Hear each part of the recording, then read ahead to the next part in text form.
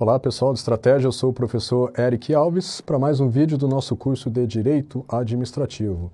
Então hoje vamos prosseguir no estudo dos agentes públicos, mais especificamente hoje vamos tratar de cargos públicos, empregos públicos e funções públicas, tá ok? Então vem comigo no slide, tá aí o assunto de hoje, cargo, emprego e função.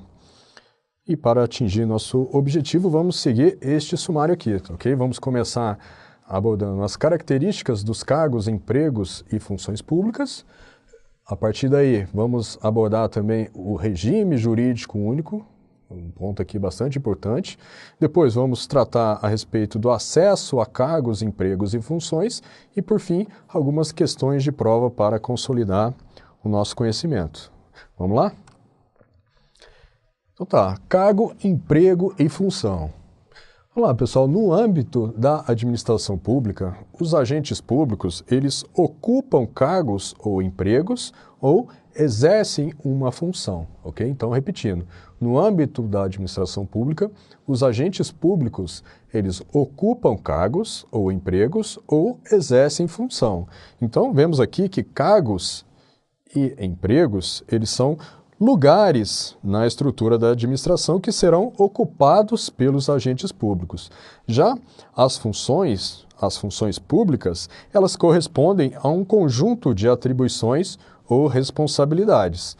Então temos o seguinte, a todo cargo ou emprego são atribuídas uma série de responsabilidades ou funções públicas. Então, a todo cargo ou emprego corresponde uma função pública. Porém, nem toda a função pública possui como correspondência um cargo ou emprego. Ou seja, existem funções que são exercidas, funções públicas que são exercidas por agentes públicos que não ocupam um cargo ou emprego. Temos aí como exemplo os servidores temporários e os agentes honoríficos. Essas pessoas, elas não ocupam um lugar na administração, elas não ocupam um cargo ou um emprego público, porém, elas exercem uma função pública. Então, é importante diferenciar esses conceitos de cargo, emprego e função.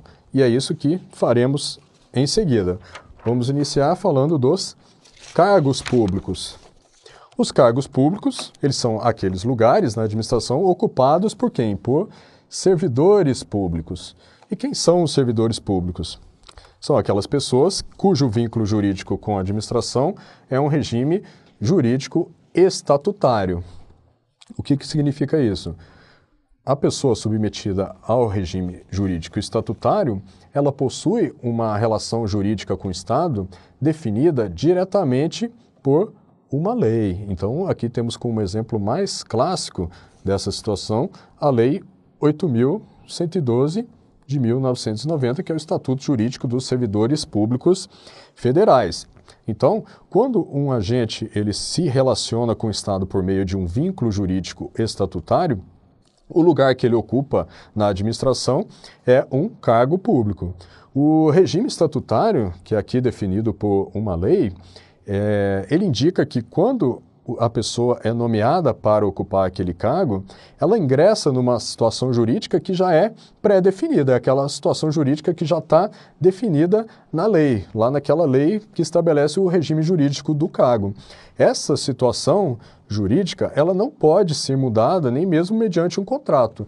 Então, o servidor, mesmo que o servidor entre num acordo com a administração, o servidor e a administração não podem firmar um contrato estabelecendo, por exemplo, algum direito, alguma obrigação para aquele servidor diferente daquelas que estão na lei. Por quê? Porque o servidor público sujeito ao regime estatutário, ele já ingressa na administração sujeito a esse regime jurídico pré-definido. Pré-definido aonde? Lá na lei de regência do seu regime jurídico, ok? Os servidores públicos, eles estão aonde na administração? Eles estão nos órgãos e entidades de direito público. Quem são esses órgãos e entidades de direito público? Então está aqui a administração direta, as autarquias e as fundações públicas de direito público, ok? Então, órgãos e entidades de direito público, eles são ocupados por servidores públicos sujeitos ao regime estatutário. Então, lá nos órgãos e entidades de direito público existem o quê? Cargos públicos. Então, por exemplo, quando o indivíduo ele é aprovado lá no concurso da Receita Federal, a Receita Federal é o quê? Um órgão da administração direta. Então, esse indivíduo ele passará a ocupar um dos respectivos cargos públicos da Receita Federal. Então, ele pode ocupar lá o cargo de auditor fiscal ou o cargo de analista tributário, ok? Um detalhe aqui que eu chamei a atenção é que na administração direta e nas autarquias e nas fundações públicas, ou seja, nos órgãos e entidades de direito público, existe aqui o chamado regime jurídico único. Então, o que é isso? O que é o regime jurídico único? Vamos ver em seguida. O regime jurídico único ele está previsto aqui no artigo 39 da Constituição Federal. Esse dispositivo diz o seguinte, que a União, os Estados, o Distrito Federal e os municípios instituirão, no âmbito de sua competência, regime jurídico único e plano de carreira para os servidores da administração pública direta, das autarquias e também das fundações públicas. O que está dizendo aqui?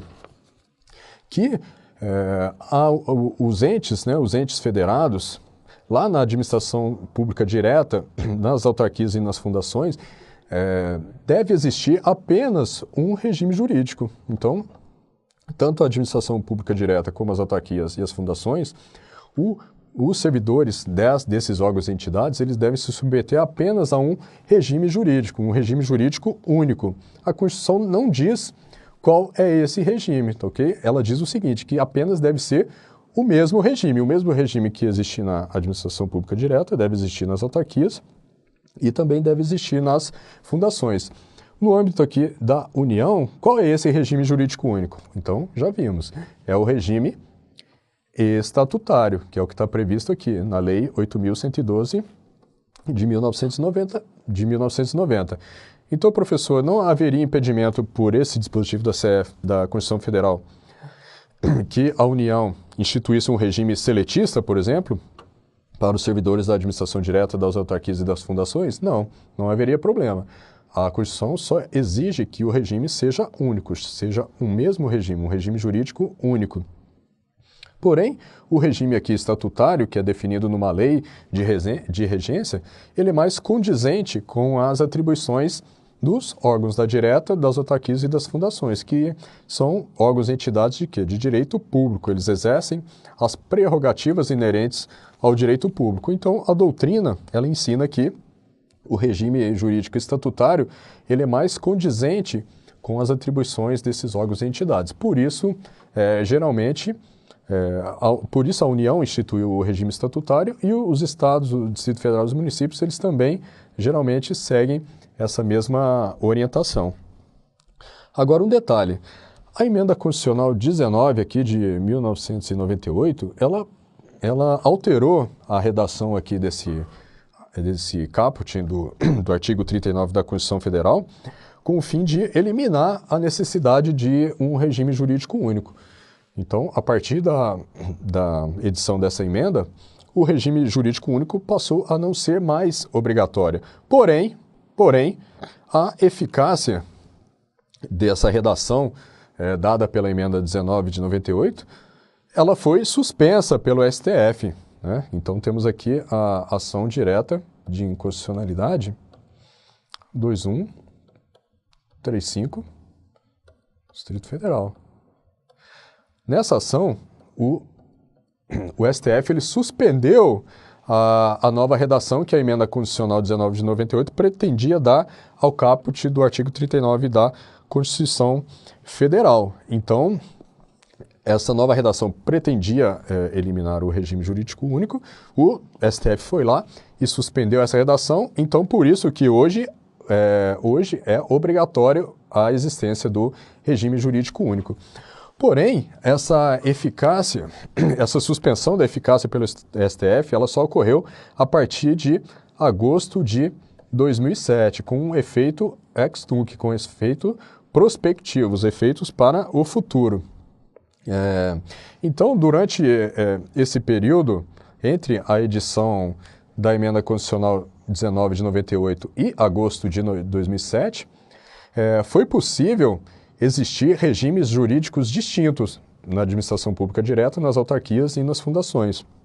Então, poderia existir, por exemplo, empregados seletistas na administração direta. Foi possível durante esse período, entre a emenda 19 de 98 e agosto de 2007. Tanto é que a União, ela editou aqui a lei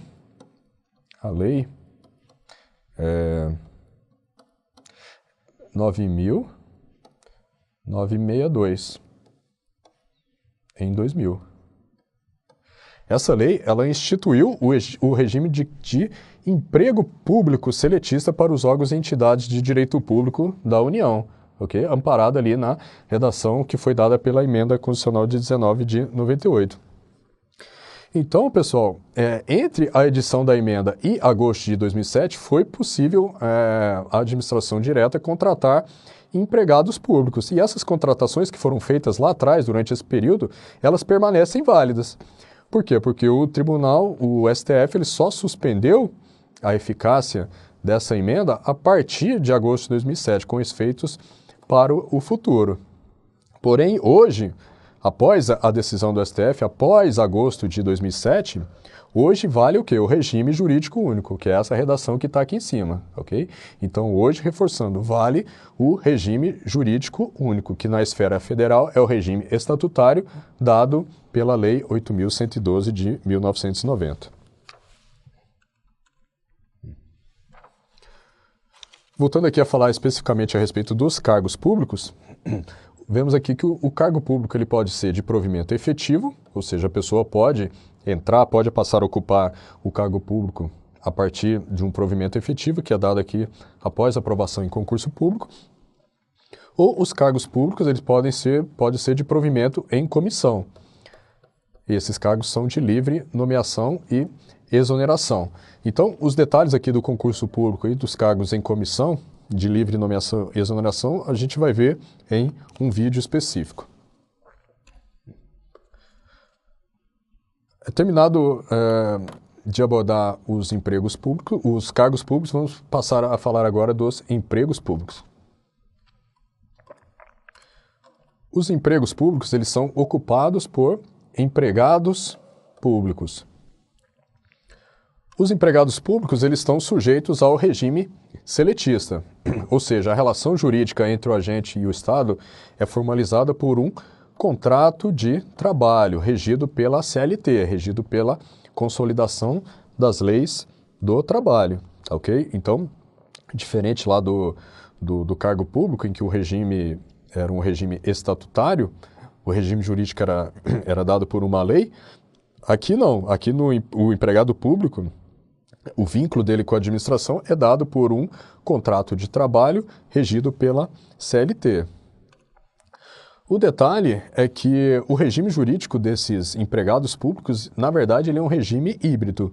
Então, eles se submetem também a algumas normas de direito público. A exemplo aqui do concurso público, tá ok? Então, os empregados públicos, embora eles formalizem um vínculo com o Estado por meio de um contrato de trabalho, eles devem ser aprovados, eles devem ser admitidos mediante concurso público. Os empregos públicos, eles existem aonde? Nos órgãos e entidades de direito privado. Então, aonde? Lá nas empresas públicas, nas sociedades de economia mista e nas fundações públicas de direito privado, tá ok? Então, aqui eu preparei esse quadro aqui para reforçar essas diferenças aqui entre cargos públicos e empregos públicos, ok? Então, os cargos públicos, eles são ocupados por servidores públicos estatutários. Já os empregos públicos, eles são ocupados por quem? Por empregados públicos seletistas. Os cargos públicos existem aonde? Nos órgãos e entidades de direito público. Então, lá nos órgãos da administração direta, nas autarquias e nas fundações públicas de direito público. Já os empregos públicos existem onde? Nas entidades de direito privado, quais sejam nas empresas públicas, nas sociedades de economia mista e nas fundações públicas de direito privado.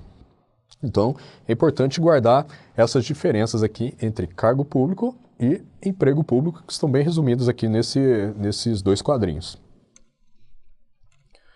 Vamos falar agora a respeito das funções públicas. Funções públicas, então, são aquele conjunto de atribuições às quais não necessariamente corresponde um cargo ou emprego. Então, ela trata-se aqui de um conceito residual. Na Constituição, as funções estão presentes aqui principalmente em duas situações. Nas contratações temporárias, por tempo determinado para atender a necessidade temporária de excepcional interesse público, que está prevista aqui no artigo 37, inciso 9 da Constituição Federal.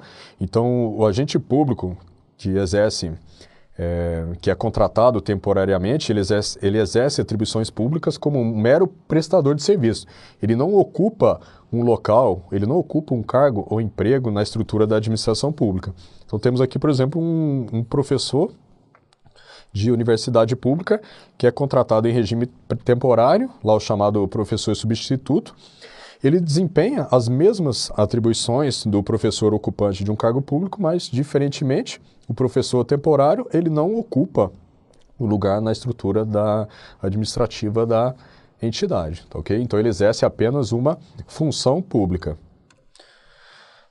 Temos também aqui as funções de confiança, que são de livre provimento e exoneração para cargos de chefia, direção e assessoramento. São previstos aqui no artigo 37, inciso 5º da Constituição Federal. Ao contrário das contratações temporárias, as funções de confiança elas devem ser exercidas exclusivamente por servidores públicos ocupantes de cargo efetivo. Ok? Então, o servidor que exerce uma função de confiança, ele ocupa um lugar na administração. Ele é designado para exercer aquela função de confiança. Quando ele está exercendo aquela função de confiança, ele deixa de exercer as atribuições do seu cargo e passa a exercer apenas as atribuições relativas à função. Então, temos esses dois exemplos aqui da Constituição Federal, que são duas situações em que caracteriza bem as funções públicas.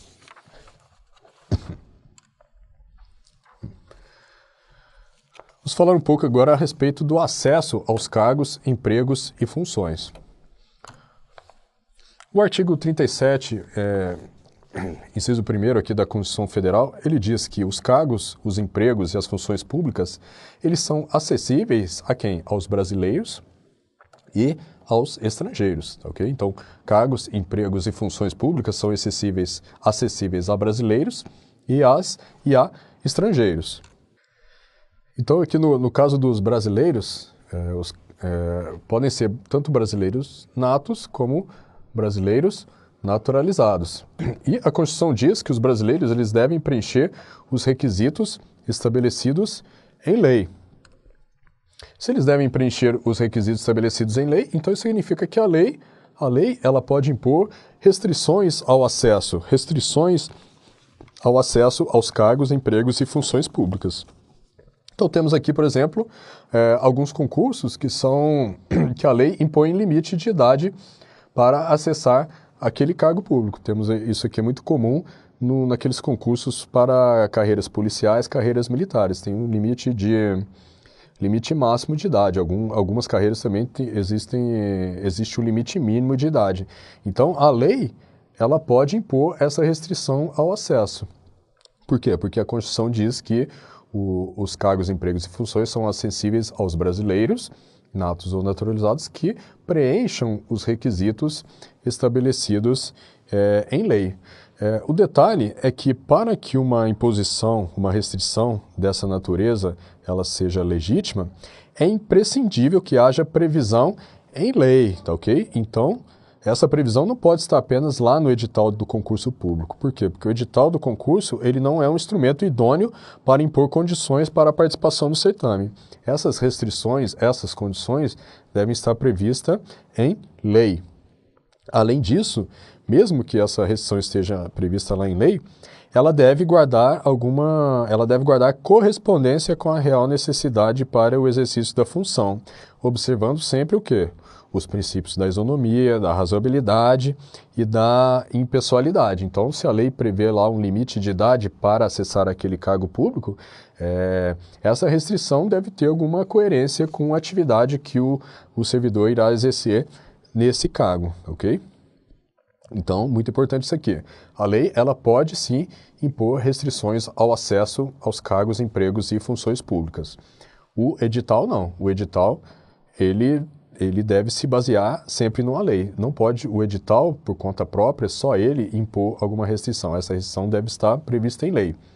E essa restrição deve guardar correspondência com a real necessidade do cargo, sempre observando os princípios da isonomia, da razoabilidade e da impessoalidade.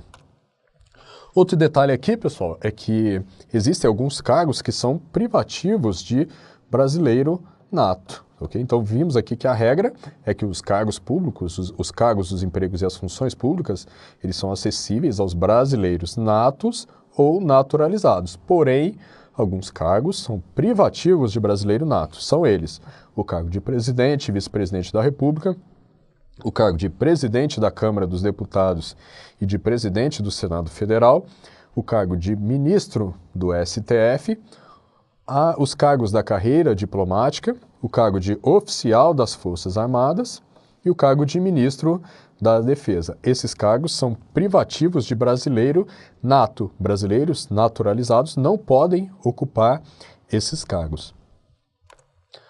Agora, a respeito dos estrangeiros. Então, vimos aqui que o artigo 37 da Constituição, o inciso 1º do artigo 37, diz que os cargos, empregos e funções públicas são acessíveis a brasileiros e estrangeiros.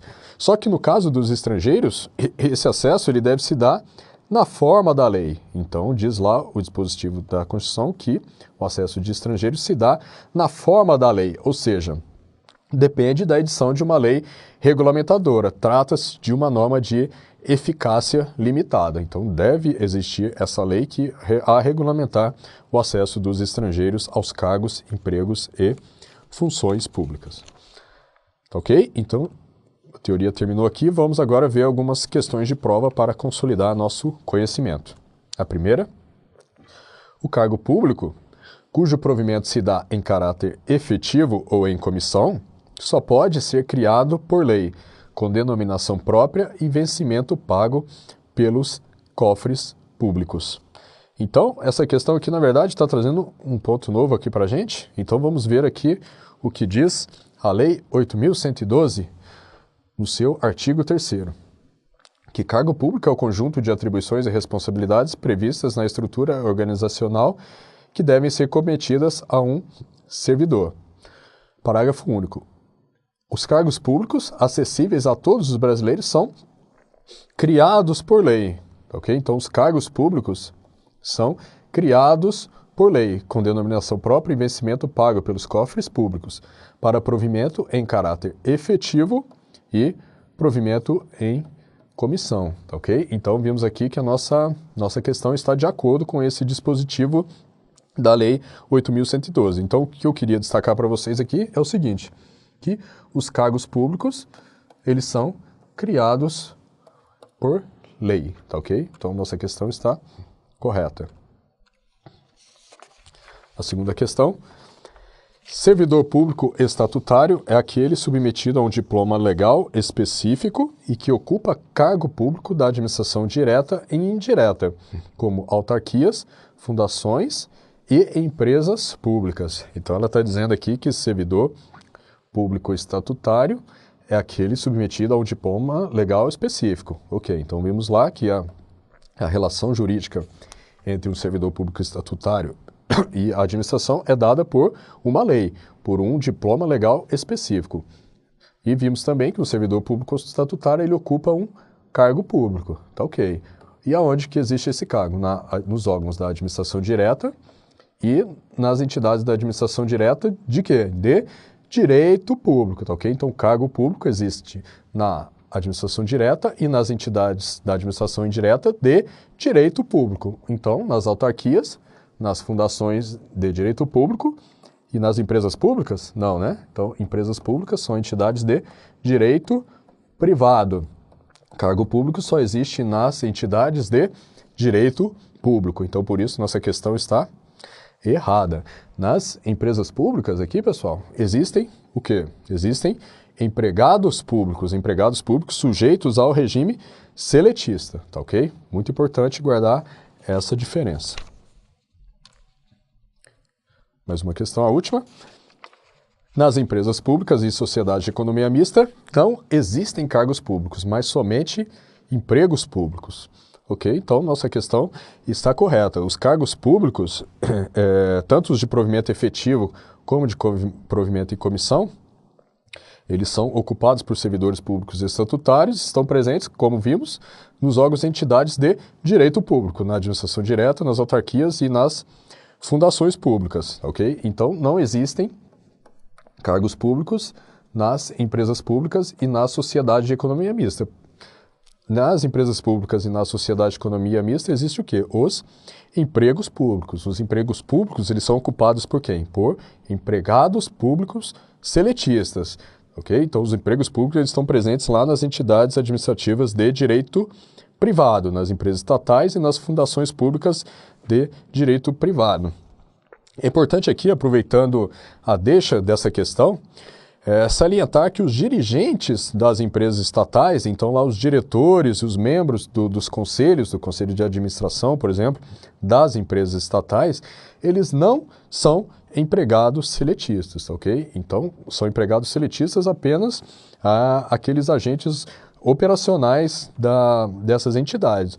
Os dirigentes, leia-se aí, os diretores e os membros dos conselhos, eles não são empregados seletistas. Eles constituem, os dirigentes das empresas estatais, eles constituem uma categoria à parte. Eles são regidos por leis específicas, como o Código Civil e a Lei 6.404 de 1976, que é a conhecida Lei das Sociedades Anônimas, tá ok? Então, os dirigentes das empresas estatais não são empregados públicos seletistas, ao contrário dos demais empregados, dos demais agentes que trabalham nessas empresas, tá ok? Então é isso, pessoal. É isso que eu tinha para falar para vocês hoje. Espero que tenham gostado. Um abraço e até a próxima.